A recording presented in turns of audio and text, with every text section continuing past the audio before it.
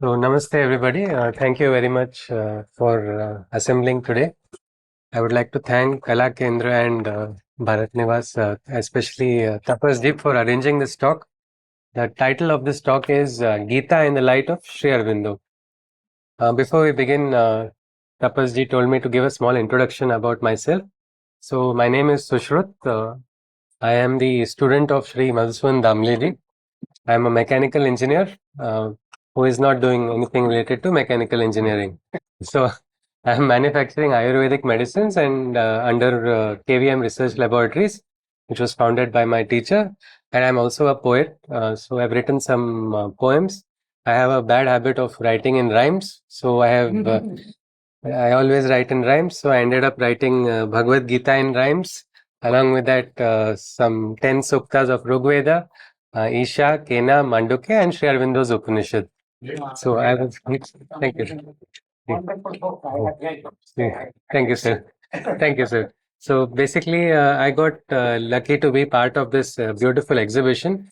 I think everybody must have seen the beautiful artworks, which are all connected with this theme of Bhagavad Gita. The Ashram Artist Group had called me for. Yes, I can continue? Yeah.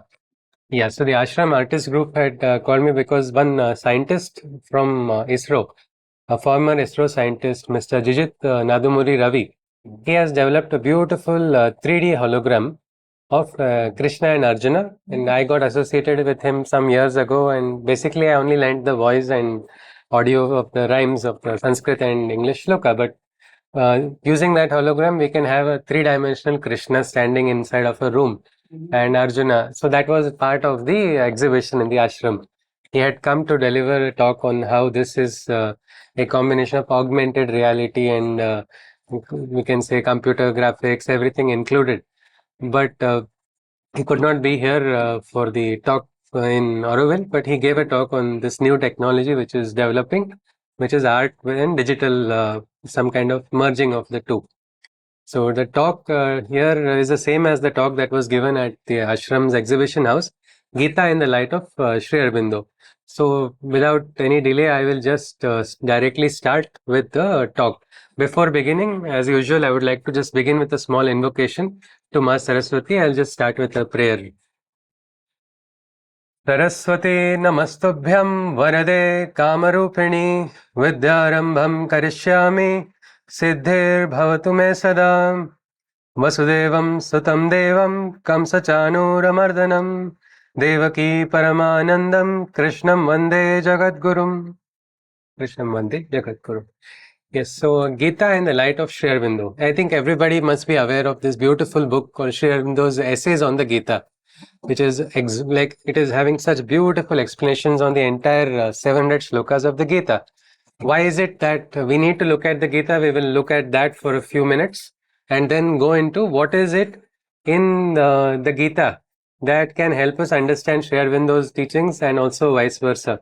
What is the connection? We'll probably try to have a look at it.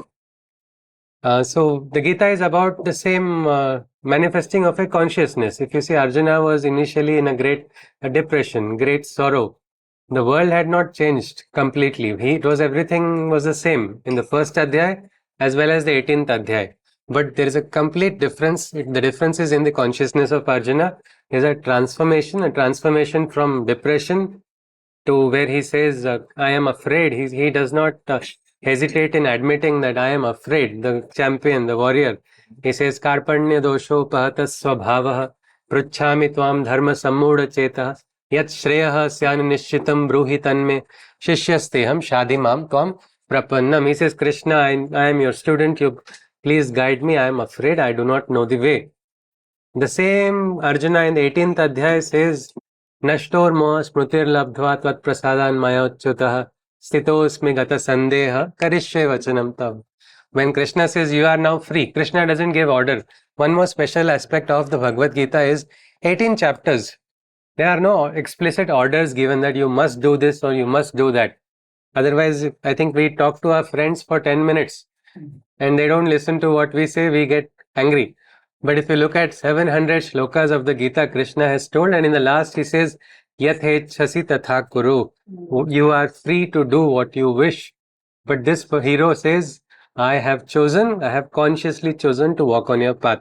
Now, this is very connected with Sri Aurobindo's yoga also, which is the Purna Yoga. There's absolute freedom, but it is as it is said, with freedom comes responsibility. But let us first see why should we study on the Gita? Because Bhagavad Gita is the most translated book. It has in Asia, it is the most translated book. I think, like I said, even I have got one translation. So almost anybody is translating this book. One of the reasons we have this freedom of translation is because it is not blasphemy if you translate it. You have the right to understand, and each person has given a different understanding. If you look at the various Vedantic schools of India, we have the Dvaita, the Vishishtadvaita, the Advaita. All of them use one book as reference. That is Bhagavad Gita, which is called a Pramana Shastra. As evidence, we recognize this book as the best. But what do they understand from it? They fight with each other. I say two, I say one, I say sometimes one, sometimes two, whatever it is. But this book is something special. But why should we read it? So that we can probably fight with more Vedantic scholars? Sri Aurobindo says no. In his essays on the Gita, Sri Aurobindo has said, our object then in studying the Gita will not be a scholastic or academical scrutiny of its thought. We approach it for help and light, and our aim must be to distinguish its essential and living message, that in it on which humanity has to seize for its perfection and its highest spiritual welfare.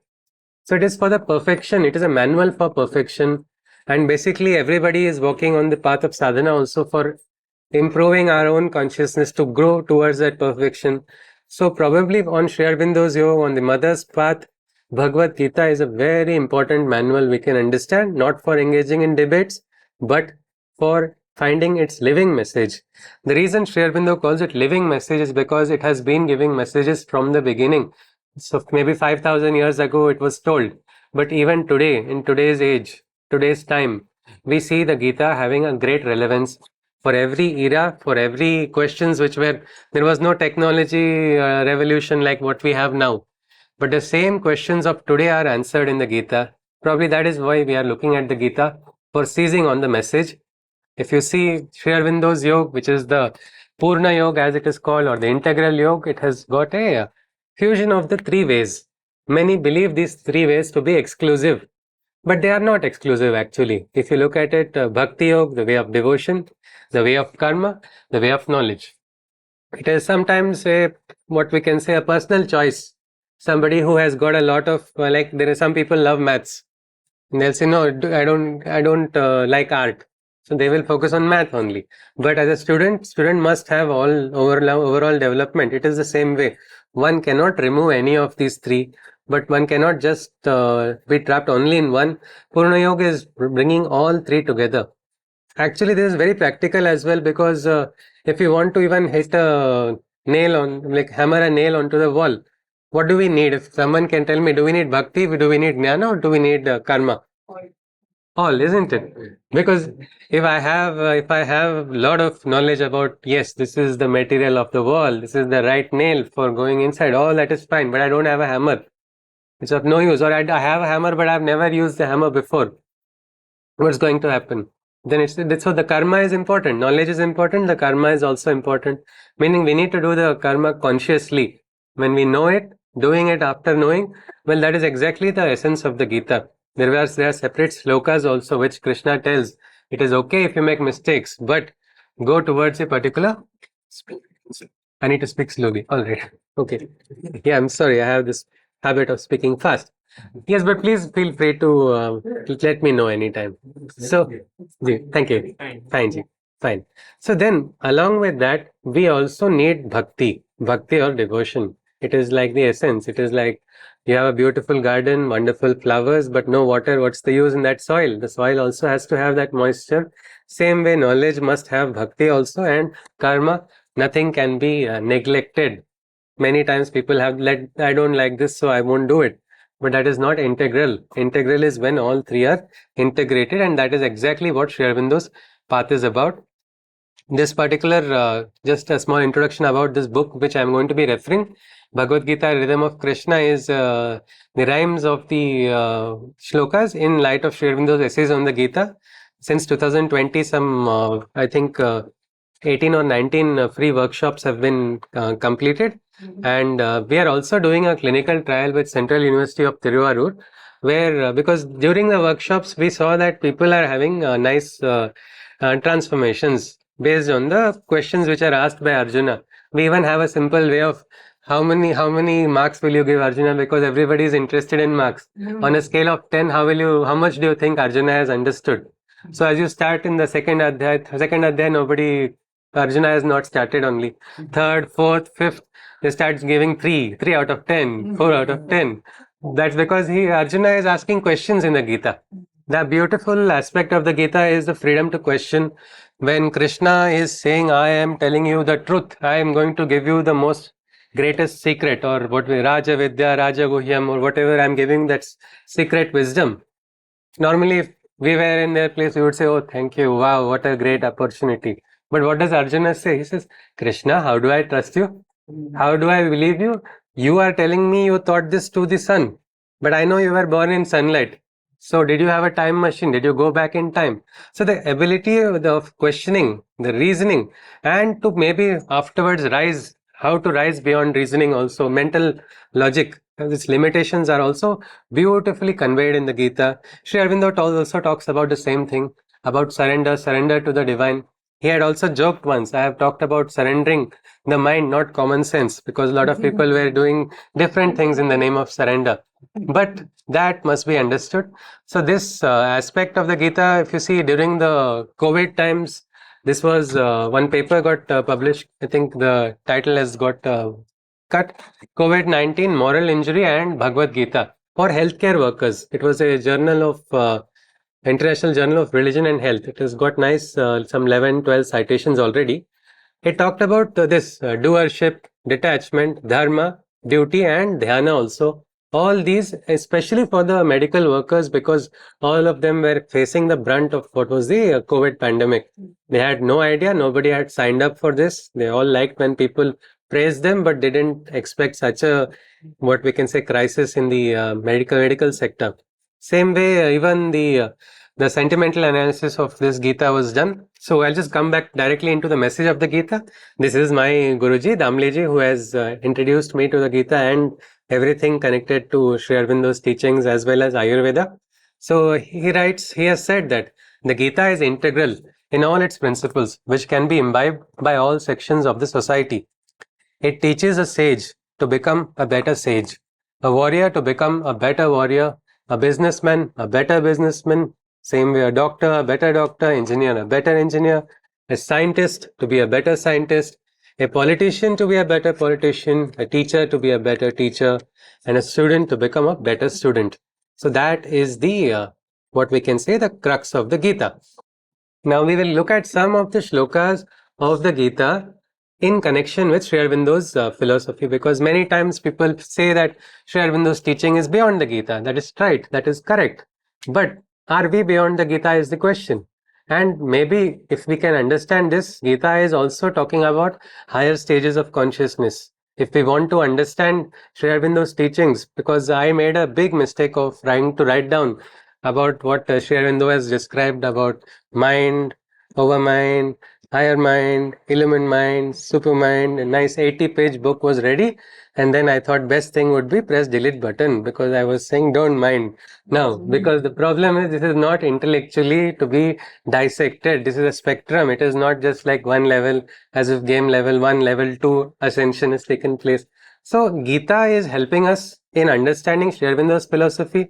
This Sri Aurobindo can easily, if you study Sri Aurobindo's works, if you study even the Upanishad of Sri Aurobindo, or you study any of the other aspects, Isha Upanishad's commentary, you will see that in the light of the Gita. We are looking at some of the shlokas of the Gita which can probably help us understand. This one is the 40th shloka. I think it is the 40th shloka of the third adhyay. There's some mistake in the numbering, I think. Yes, it is the 40th one, not the 42nd.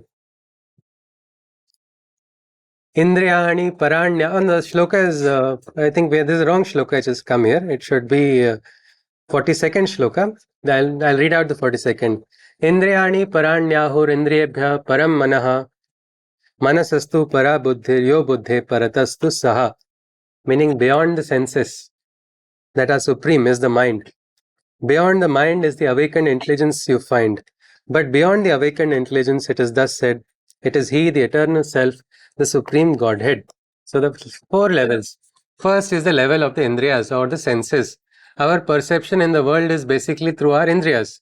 Whatever we perceive, whatever we see, whatever we smell, whatever we hear, all of this is utilized by the mind. So all our inputs are from these indriyas. But are our indriyas finite, or we can say they are infinite? Finite only, isn't it?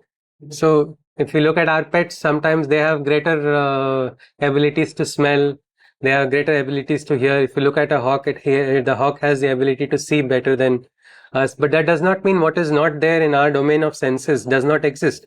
We know there is ultraviolet, infrared, ultrasonic, infrasonic. There's an entire world which we are not conscious of. But whatever we are conscious of is only basically primarily through the senses. So to control the senses, we need a strong mind. So the first level, to at least perceive right, we need the mind. But then there is something which is higher than the mind. Here the Gita calls it buddhi. Sri Aurobindo has given other terms which are beyond the mind. Now, anybody can you share or any experience that you have felt which is beyond the mind? Anytime. Intuition. Okay. Any moment of intuition. From where does it come from? Somewhere outside only, isn't it? Outside of us. Outside of our senses. Outside of our mind. Sometimes this can be deep from it could deep within. And if we look at it, Mandukya says what is inside is also outside and everywhere. Antascha, bahyascha, everything is same. But what I wanted to say was, is it in the level of our mental logic, intuition, or it is beyond? It is absolutely beyond, because it is something which is breaking our logic. So probably we need to understand what is that. The artists, the poets, and different, they all try to connect with it. What do they get? Whether they get a steady stream or it's a trickle. It's actually most of the times initially a trickle. The Rig Veda first uses the word kavi in the very first sukta of the Rig Veda, where Agni is called the kavi, Agni is called the kratu or the doer also. And if we see in the Upanishad, I think if I'm not wrong, it's in the Isha Upanishad, there is the mention of Kavi, Manishi, Paribhu, and Swayambhu, meaning 4 states of consciousness. Kavi is probably getting a glimpse, a small trickle, something. But then Manishi is not just getting a glimpse, but is getting a full idea, like a blueprint. Anybody has done construction? Anyone has done any construction in their life? Yes?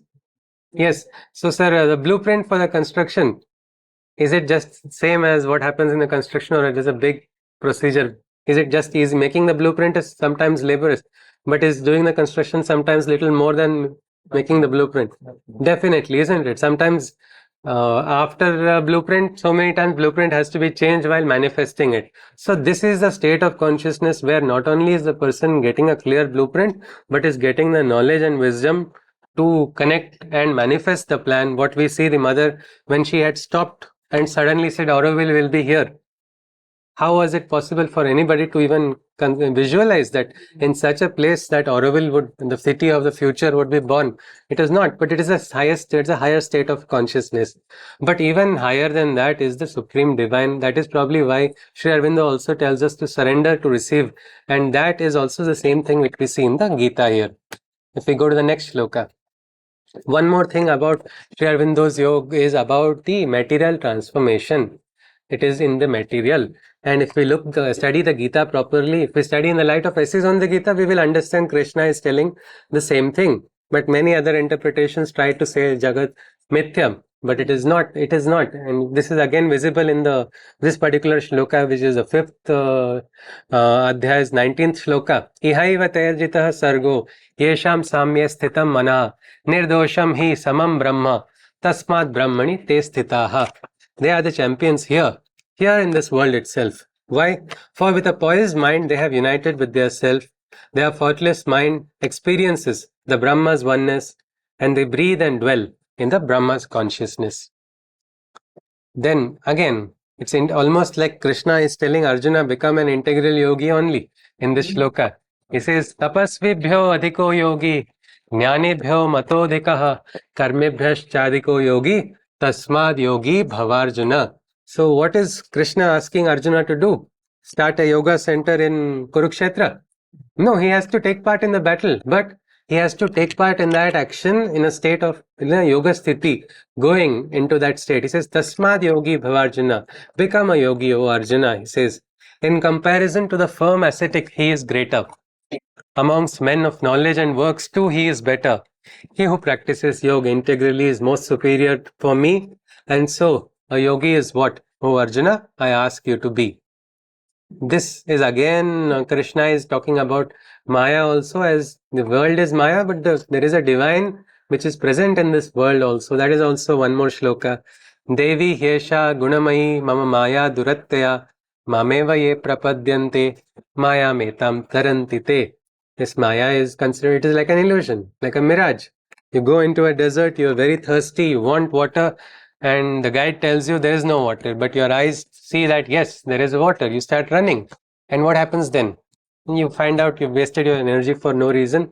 Well, that is the Maya which is there in the Srishti, in this creation which we are a part of. Probably getting trapped there will not get us anything, but if we want to realize the divine, we can realize the divine in this world. That is again visible in this shloka. The reason Sri Aurobindo's yoga is much different from so many other ways is because it has not neglected the material. It is the transformation of the material that is sought. And that is the most difficult aspect also. For that, we need a great guide, and the Gita can be a great guide for us to move further ahead on that path. Krishna says, this is Maya, the illusion divine that engulfs every creation of mine. Crossing over beyond the veil can very hard be, but only by surpassing it can one approach me.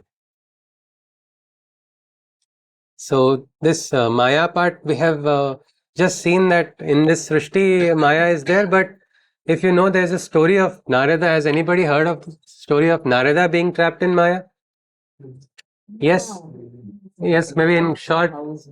Yes, yes, absolutely. It is like Maya, and this Krishna says it is when you connect with the divine consciousness, you will not be trapped in this Maya. So Narada Muni is one of the exalted Munis. He is known to have always been in a state of constant japa of Narayana. Narayana, it goes on. And that time, he just laughs and says, Krishna, I will not be trapped in Maya because I always have your name. I am always thinking of you. Krishna says, all right. And he says, okay, I'm thirsty. Please get me a glass of water. So Narada goes. As he goes into a desert. There he sees a group of people fighting, and then he tries to intervene. Then he gets entrapped in that. In that, he's actually not realizing that he's got trapped in Maya. In that Maya trap, he goes on visualizing that he is now solving this fight. Then the people who are both sides become very grateful to him. They take him to the king. Then the king is very blessed. He feels, I was looking for somebody like you. I have a beautiful daughter. She wants a husband. And Narada also looks at her and, wow, not bad. And he says, okay, this is Krishna's wish, so I will go on. He starts having in his Maya, he is actually imagining he started a family. Then there is a war and everything. And finally, when everything is lost, he has children also, and then there is a starvation. He has to escape from the kingdom. And in that last minute of frustration, when he sees his children are also falling lifeless, and then he calls out Krishna. And that time Krishna says, what happened to the glass of water? So this Maya is a very big trap. Nobody can save. Narada Muni. Muni is a state of consciousness only. Like we have Yati, we have Mumukshu, Rishi, like that. He is a Muni, and even a Muni can get trapped. That means I think all of us also must be very careful, because as long as we are trapped in that, we will not realize the divine. That is one thing which we see here. Then comes another beautiful aspect of fate and free will. This is something which Sri Aurobindo has extensively written in the essays on the Gita also, and later on, because this sometimes becomes a big question: how much free will do I have? My Guruji's Guru, Sri Nana Maharaj Taranekar, is from the Datta Sampradaya. Some consider him to be the avatar of Dattatreya only. He had an experience. He was going for a Narmada Parikrama, and he did not get a darshan. For a bhakta who wants darshan, not getting a darshan is the biggest sorrow in the world. And what is all of this, all these kriyas that I'm doing everything with such sincerity, but I am not getting a darshan. What is the use? So that day when he was giving the arghya in the river, when he was offering in the evening, that time he felt, why I should also go into this water only? There is no need for my existence. That time he sees a young figure, a young boy. He's got a kamandalu in his hand and a peacock feather, and he shouts, Thade Rayo Panditji, Brija Bhasha, in the Brija dialect, and means stand there. He just looks and he sees a brilliant light emanating from that boy. He says, I need to go and see. So he goes rushing towards and he says, yes, it is Krishna. He understands that. But then he's just indicated, don't come so close. And then he offers a little bit water from that kamandalu and he drinks it. He feels very energized, as if suddenly because parikrama is a very difficult process, a lot of energy is lost there. Suddenly he feels all his energy is restored. That time he asks one question, because now energy is restored and God, divine is in front. Why not? We should not leave this chance. This is always one thing. Whenever anybody does get a moment, like Arjuna did not lose that opportunity when Krishna was in front. So just like that, he asks this question. एक बात एकांत में सुन लो जगदाधार, थारे मारे कर्म तो प्रभु का क्या उपकार. So in private, you are with me now, so I'm asking a question. In private, I can ask you this. If it is my karma that is going to take me ahead, what is the use for your grace? There he just hears a big laughter from this child, and then there's a brilliant light and he's disappeared. So his question is not answered. So many were wondering, what is the answer to this question? If karma is taking everything, what's the use of grace? If ultimately everything is governed by the divine, what is the need for a human will, or is there any role for a human free will? The same thing can be answered if we study Sri Aurobindo's principle, like teachings also, and in the Gita also. These particular shlokas actually talk about the factors. It is said to be there are 5 factors which govern. It comes in the last part of the Bhagavad Gita, which is the 18th adhyay, where Krishna says, Panchaitani Mahabaho Karanani Nibodhame Sankhye Krutante Proktani Siddhaye Sarva Karmanam. And just read the next shloka as well. Adhishtanam tatha karta karanam cha pruthak vidam vividhascha pruthak cheshta daivam chaiva atra panchamam. So the 5 comprise the physical body as the base. So the sharira, why our like Kalidasa also says sharira madhyam khalu dharma sadhanam, or this is also the motto of AIMS hospital, because your first duty is actually towards your body. No matter what I think or everything, if I don't take care of my body, how will my journey go on? It's like a vehicle, you have to fill the petrol or some fuel into it. It is something like that. So the base for sadhana is the sharira. That is why Mother and Sri Aurobindo also gave a very big importance to the physical. Then the doer, whose command it obeys. When the sharira is taking orders, but who is it taking orders from? Is it taking the order from the ego self, or it is receiving a divine adesh like Sri Aurobindo had received? If we also receive those adeshes, I think we can really go ahead on the path which the divine wants from us. So the doer whose command it obeys, it is the ankar or is it something else that is working? Then the different kinds of efforts, they are all different efforts that we put. The senses, again the indriyas, so they have the great power to either help us or make us deviate, also go on the wrong path. It is something like that. And finally, it is the individual's governing fate. So it is the fate which is also one more factor, but it is not the only factor. Maybe fate can have a full, like what we can say, a comma or something, or a hyphen in our story. But fate cannot put the full stop. It is actually one factor of the 5. Anybody has heard of this, the mountain man? Yes? Yes, sir. Have you heard of him? Yes, absolutely. Dashrath Manji. So his story is very inspiring. One man broke the mountain. For what? For the love of his wife. That was what gave him the strength. If you look at his story, you see his fate, it's a very bad fate. One is he's born in a very poor village where the government will not come to ask for votes also. So that was a village where nobody is going to care if you have roads, you have hospitals, you don't have hospitals. All right, this is a bad situation already. On top of that, He's a laborer, not really like he's got too much choice of profession or anything else. Now, because of that, he is having lesser opportunities. But only one good thing was there in his life, according to him, that was his wife. And now his wife falls sick, and she's sick, and he tries to go to the hospital, but there's a big mountain that is blocking the path. Everybody in the village have to go like a pradakshina around that mountain to go to the nearest hospital. And in the process, his wife dies. Now we can say that fate has also taken away what was the light for him. What can a person do in such? He'll say he can resign. He can say enough of this. I better just drink myself to my death. I don't need anything else. Life is now useless or boring. But no, what does he do? He channels his anger at this fate, which is not good. He gets angry with it, but he channels that anger to break the mountain. And it is impossible to break a mountain using hand tools. We have machines, it is an era of engineering, we have so many technologies, but no, nobody had done that in that village. And this man with simple hand tools started breaking down the mountain. Lots of people made fun of him that this is silly, this is stupid, but he didn't listen.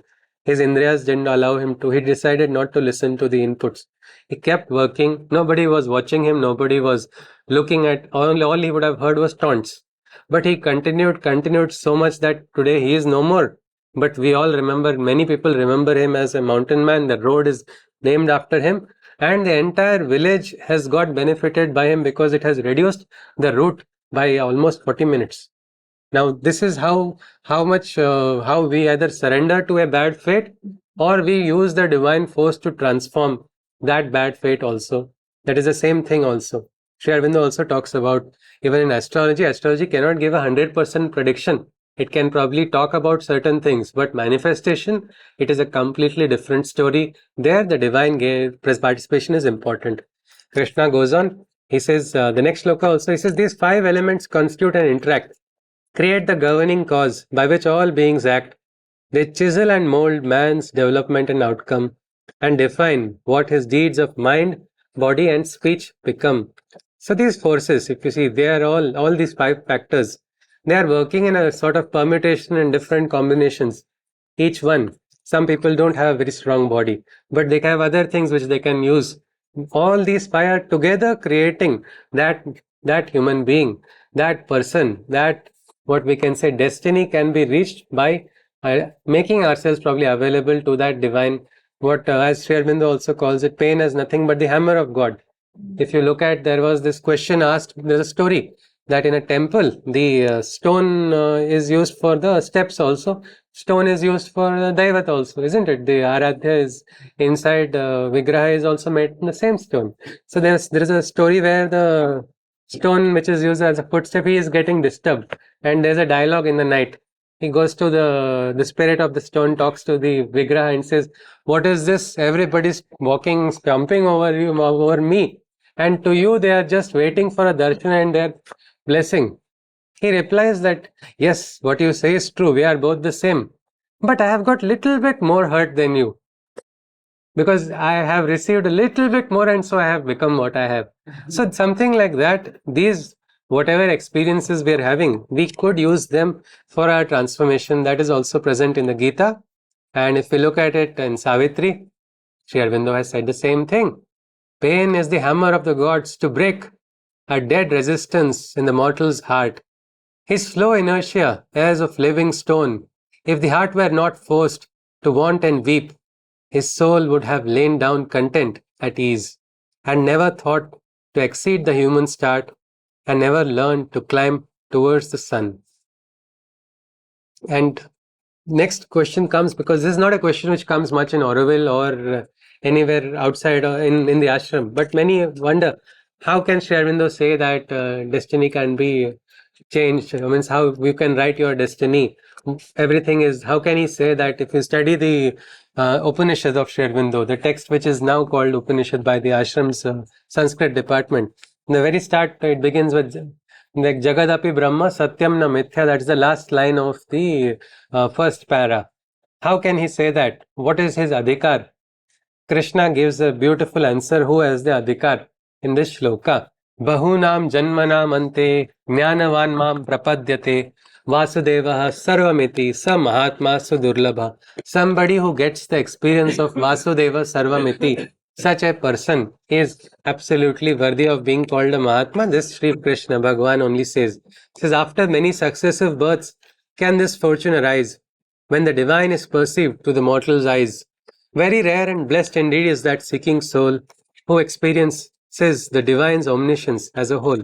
In the Alipur prison, we all know the experience of Sri Aurobindo, where he got the experience of Krishna. That Krishna experience, well, that itself is the adhikar enough for him. And he got that adesha. So that adesha only led him ahead. I will just read out a small, but again, like I said, I have the bad habit of writing in rhymes. So Sri Aurobindo's experience, I have just written it as a poem in rhymes. It is just in first person, but it's just using the poetic freedom. But the words are all the adjectives are from what Sri Aurobindo has only used in describing it. So I'll just read out. If you just see, this was Sri Aurobindo inside of the Alipur prison, in the heart of what was the freedom struggle. He was already on the highest pedestal of the freedom movement. He had very craftily engineered the Surat split also. Lokmanya Tilak and Sri Aurobindo, they had already had a vision for India. They were trying to do on their best whichever way, and suddenly a false case was put on him and he was trapped. And this is where the experience came. And one more interesting thing, can anybody tell me where was Krishna born? In the prison. In the prison only, isn't it? So everything, all these, you always have to have a bad moment for a divine moment to come. It does appear like that, because darkness and then there is the dawn. Well, here is, let us see, Sri Aurobindo was in the prison. If we can just, we are just, as a poetry, we are looking at his thoughts. Dearest, a prisoner I was in a lone cell. Alone my pain I couldn't share or tell. With a deathly noose hanging atop my life's aspiration, fate tried to stop. Hunger and thirst began blaring signs of defeat. I lay confined in a cage, 6 by 9 feet.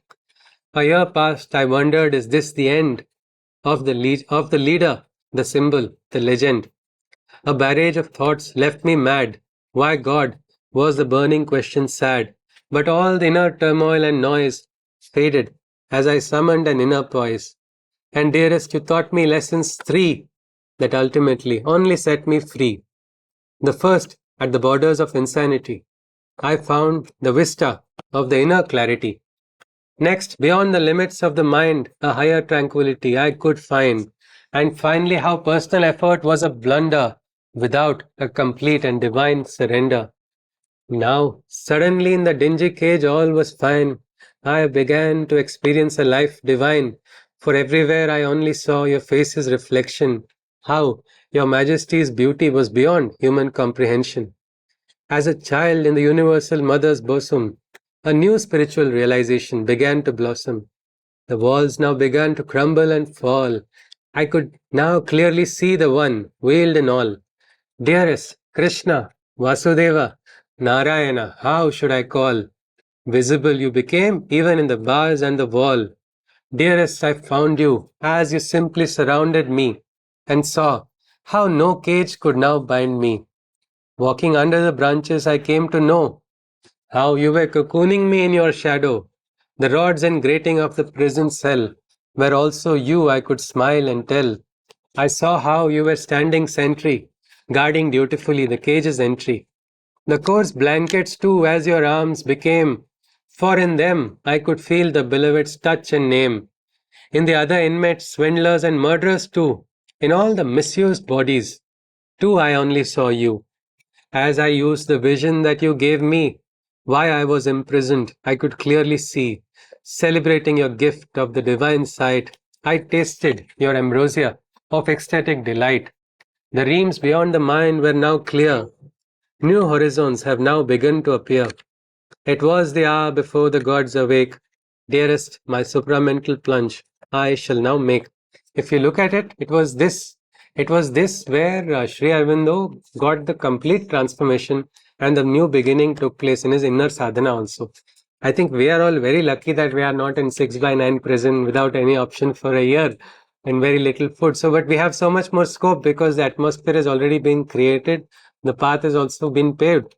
And this is probably what Gita can help is. I would like to conclude with this last statement. The Gita is going to play a very important role, as we see. If you can just see the beautiful artworks also, many people in the ashram also, when people came to see, just looking at the artwork, looking at what the efforts the artists have put inside, was creating a big change, including the public, the common person also. In the exhibition house, people were just walking around and everybody would just look, and it was bringing about a big change.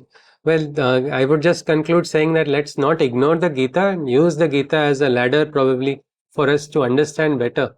Because one of the teachers of the ashram school said she really liked this one shloka of Savitri connected with the Gita, and so many other connections are there about Savitri in the Gita, and so she has told to try that, but I think it will take some time. But I think everybody can also try finding that connection, because maybe when we get that, we will have a great new vista opened for us. So I think with this, I would like to say thank you. I'll just conclude with a Shanti mantra. Thank you, sir. I'll just conclude. Thank you. Thank you. I'll just conclude with one Shanti mantra, after which, if any queries, anybody wishes to share something, you are most welcome.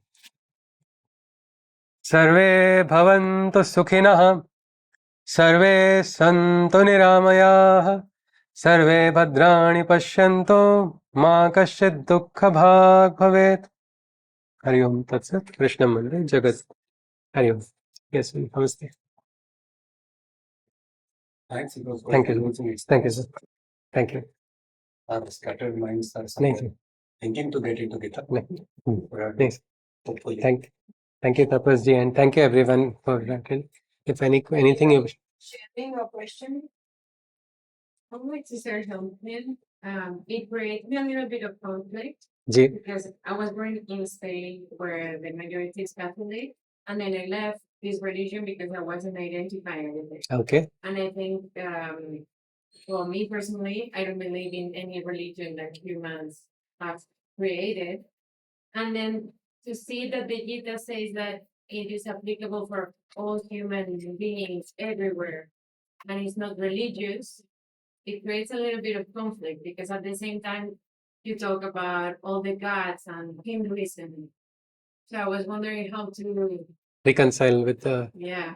Yeah, we have to reconcile and not make a compromise, because if you make a compromise again and again, the thought will keep coming. But if you look at it, Sri Aurobindo has already brought about a beautiful reconciliation in his teachings, or even the mother in her words. Means religion is a, what we can say, a support. After a point, it might become vestigial to some. Some may still use it or as a ladder to climb. But it is like when our primary school teachers, if you do, you forget them.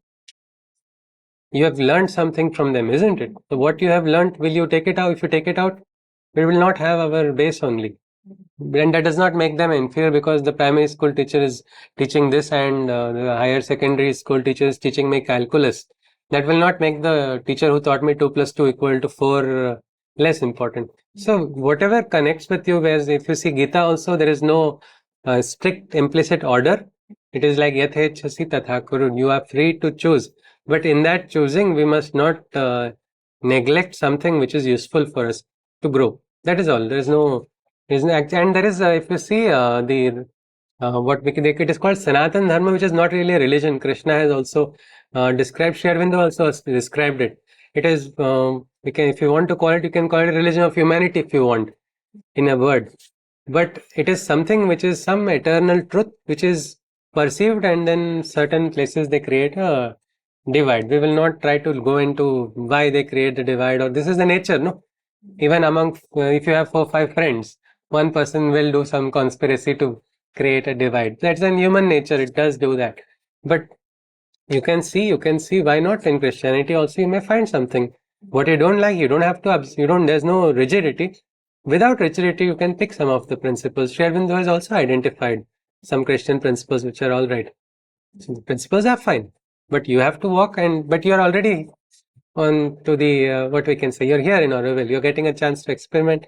So you can probably try to reconcile with whatever you have felt. I do not know if it was useful, ji. Fine, all right. Ji, thank you. You work in Ayurvedic Yes, at my teacher's unit, we manufacture some. Yes. There are so many apps in Ayurvedic medicine in Europe. Yes. There are many. There are apps. There are there are interpretations of methods. Yeah. In small in centers. They Huh. call them centers. Some are more like clubs. Yeah. But they have vague interpretations of the Yeah. the ingredients that they use are good, but sometimes the blends are wrong. Okay. I'm thinking of when you do meditation and you are Ayurvedic, when you do the Ayurvedic sort of, Nima, Niyama, Niyama. Okay. Pranayama, Yama, Niyama, Asana, Pranayam. All right. Yeah. Prakrit, Yes. Prakara, And you go from then you depart, you get away, you kind of abandon the senses. Okay. And the mind and go into your inner self. Okay, sir. That is, I think, is what also refers to here in when you go from yourself, your own mind, into the supreme mind. Yes. Yes. Isn't that some of the goals in Yes. Ayurvedic too? Ayurvedic medicine. Yes, Ayurveda is also. It is about. It's actually Ayurveda is a way of life. Yes. It is a way of life. Absolutely. And to do the pertinent advice to patients, it's very important. Yes. There's so many paths. There's so many that are not right. They're not doing it right. No, that is why there are systems they have to be made. And like if you see even in outside of India, means there are like I think traditional medicine is there in every country, isn't it? In Europe, there's some herbs which grow. Grandmother knows what to give correctly. At least not today's grandmother. Maybe some time back when it was very what we can say. Each village had set of herbs which could be used. So probably go back to that wisdom. We can connect to it. Yeah, I mean, my wife went to a farm today. Yeah. And she proposed lady fingers, Mm-hmm. and words directly from the start. Yeah. It's so beautiful. Yes. So good sense. Yes. When you go to England, it's cold winters, and they take just shortcuts with lavender and thyme and things like that, and blend it in. Yes. And it goes wrong. Yes.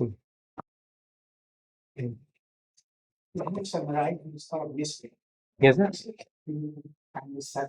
So yeah, so he was he felt connect with the Ayurveda, which talks about going. He talked about his experience with certain herbs, which are very useful in raising consciousness. When you like different herbs, and there are different methods of Ayurveda, which is similar to the yoga also. Yama, Niyama, Asana, all of that when you practice, and he felt that was connected with the Gita. And your answer? Yeah, we had a conversation, and it was more not a question, it was a sharing. Ji. We have some key on 11 minutes. We can continue the conversation or welcome to do more sharing or anybody has questions. Yeah, for me, Gita is my area. I can definitely say Ayurveda, I would have little lesser knowledge. My teacher has more knowledge on that. So regarding Gita, anything, any question, all 700 shlokas of the Gita? Yes. But Mahabharata, no, because there are 1 lakh shlokas there, and I have no idea why this character did this or why this character did not do this. But in Gita, we have 2 characters which are very important, Krishna and Arjuna. So related to that, if any question is there, any question related to practicality of the Gita, because especially youngsters, we say don't read the shloka if you find it's not practical. So any question from the Gita, if you feel, we could look at it. I have a question. Oh, yes, sir. I hope your question is likely to be deep. Yes, sir. Is Krishna a historical figure or is it a metaphorical? Okay. Is Krishna historical or is Krishna metaphorical? There's a beautiful book called God Talks with Arjuna, where they say even Mahabharat, the scientists have found evidence, means archaeological evidence of various aspects of the Gita, some dating and all of that. But in this God Talks with Arjuna, they have described all the characters in the Gita to be energies. Means Arjuna is some. If you look at the symbolism, Pancha Pandavas, 5 brothers. 5 brothers are our own. We can call them 5 senses, and 5 brothers are being outnumbered. They are, because they are on the righteous path. They are being outnumbered. How many times have we experienced? I was doing something right, then now I am all alone. I am getting ganged up upon by so many people. So it is always like the symbolism is very strong in the Gita. According to God Talks, it was just a moment. There was one particular character in Mahabharata whose name was Barbaric. He had got the his name is similar to the English barbaric word, but he was a asur. But he had the ability to watch the entire battle, and there was a very big story behind it. But the interesting aspect is, in the last, he was asked a question. He was asked a question: "What did you see in the battle? Which battle?" It was only Krishna everywhere. I saw Krishna on this side, Krishna on that side. Who is falling? Who is not falling? I don't understand. Krishna is only playing. It was a dance of Leela of Krishna going on. I didn't see any battle at all. So whether Krishna is historical or not, I can say, like, art is, whether the art which is there in the exhibition is real or not, it is beautiful is no doubt. So the Gita's aspect, what principles they are practical, that is definitely. For many, he is the Aradhya, he is everything. They say, some say, I don't need to see Krishna, I don't need a evidence of Krishna, I don't, some say darshan do Ghansham nath, some say darshan mat dena Ghansham, koi baat nahi. I came across a book Yes, sir. called 500 People 500 people. Okay. Who Changed the World. Yeah. And the second night, who never existed. The second? Who never existed. Change the world. In a way, many things that come to us from imagination, from poetry, from myth, can absolutely revolutionize our mind and our culture. But they don't need to be put in some historical context, as though they have to be concrete, materialistic, in order to really be present with us. Yes, that is also a statement. Yes, sir. Absolutely. So I was quite taken by the title of the book. I have not read it yet. But it's the 500 people who changed the world that never existed. What an incredible idea. For many, they get the experience of this. People hear the words of Krishna. People have got certain sakshatkars. Some of them, like now, when Sri Aurobindo was in his prison, actually the sentry had got different experience. They were afraid of going because they would not understand what's happening. But when Sri Aurobindo got that experience, suddenly he saw in the judge it was Krishna smiling. In the prosecution it was Krishna. He saw everywhere. And that time onwards his worry disappeared. It was like he has described at that moment. Now whatever it is, I am just being taken around, and he was just moving around with them. And then he called that the Adesh. And that Adesh we see in the Upanishad of Sri Aurobindo also, where he says Anandam. It's very rare that Sri Aurobindo himself, because he always expresses, when mother had said Sri Aurobindo may be a gentleman, I am not, because Sri Aurobindo was having the absolute humility. But in that particular shlok, he actually says Anandam hi pravakshami bhagavata adishtaha. Means with the adishtan of the Adesh of the Bhagwan, I am telling this, that Ananda is the way. Prakashastu Anandasya Putraha, spread the light. Means my message and he doesn't say it's my message of Sri Aurobindo. He says, my message with the divine sanction, I gave that to you. It is this, O children of bliss, harbingers of his celestial light, spread his light everywhere. So he is, means it is actually like sir said, it is up to the individual. Somebody had said all the Puranas or all the Itihasas also, even if they were a story, why not acknowledge their beautiful stories? The creations, if none of these ever took place also, if assuming all the evidences are also kept aside, even if they did not take place, the content in it is definitely worth its, you can say, salt. Definitely. Can we not also say that whether it is historical or it is mythical is a play of our mind? It has nothing to do with what it is. It is our mind playing with whether it is this or that. No, but reality will remain. No? That's But reality I is. think reality is real. We are putting our conjectures whether this is real, whether it is hypothetical. It's just play of our mind. That's all. That is. Yes, yes, ma'am. when the mother was in her childhood, she used to see this apparition wearing flowing robes, and she called him Krishna. And when she saw Sri Aurobindo, she knew that this is the same being that she saw in her vision. That was one sharing, and the other one is, I believe it was Nirodha who asked his uncle Nirodha, asked Sri Aurobindo that when Draupadi was having Vastraharan, why didn't you help her? So he said, did she call milk? Yeah. I have read it somewhere. Absolutely. She was calling her husbands. Yes. But she did not call Sri Krishna. I think the mother has said something. Rare is the, or mother or Sri Aurobindo has said this. Rare is the one who hears the call. Rarer is the one who heeds to it. So many times we have the call inside of us and we don't call the divine. Or sometimes the divine tells us this is what needs to be done and like not now. For me, Gita also something like that. My mother tried to make me read the Gita. I would say, no, I don't want. Now, last 3 years, I have not been able to stop reading. Thank you. Thank you, man. Thank you. Ji. Yes. One more thing about the section.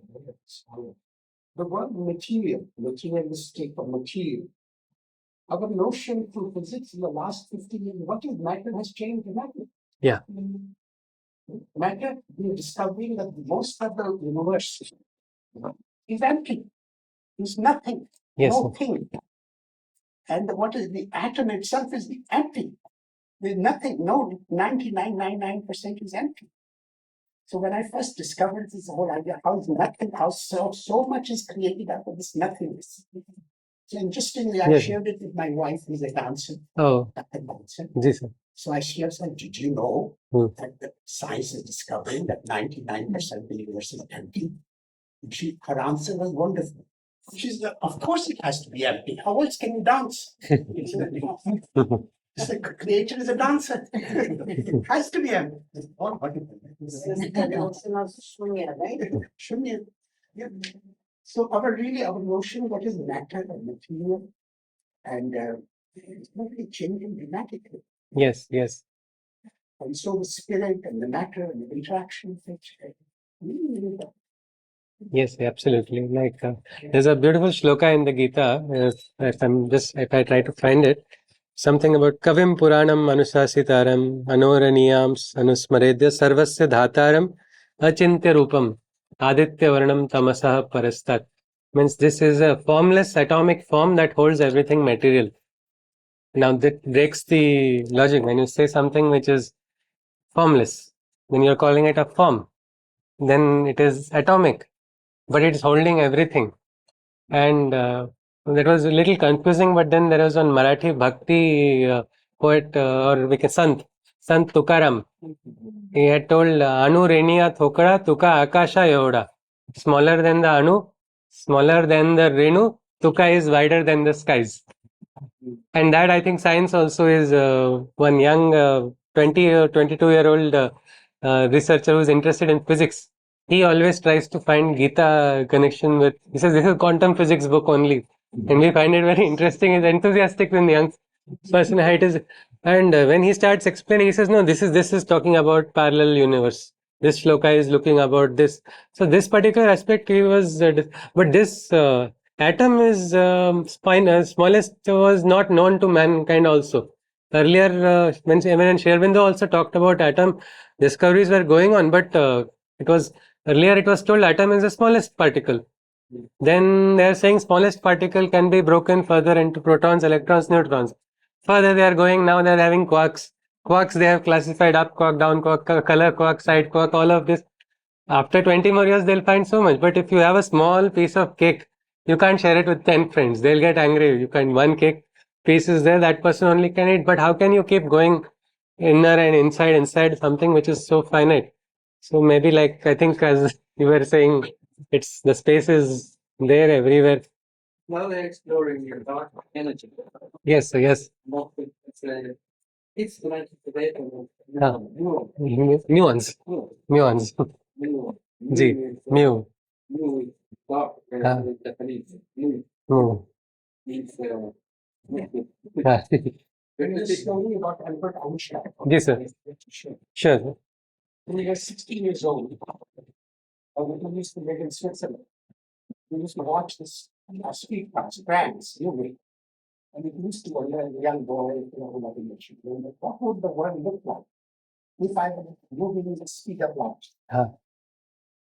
And his whole theory of relativity, all of science in the next 70 years is really about what would the world be if we are coming closer to the speed of light, we seem to the limit. So I once shared it slightly different. What would the world be like if I became them? Wow. Yes. And that's how Lali Mere Lalati didn't basically get about Lali nothing.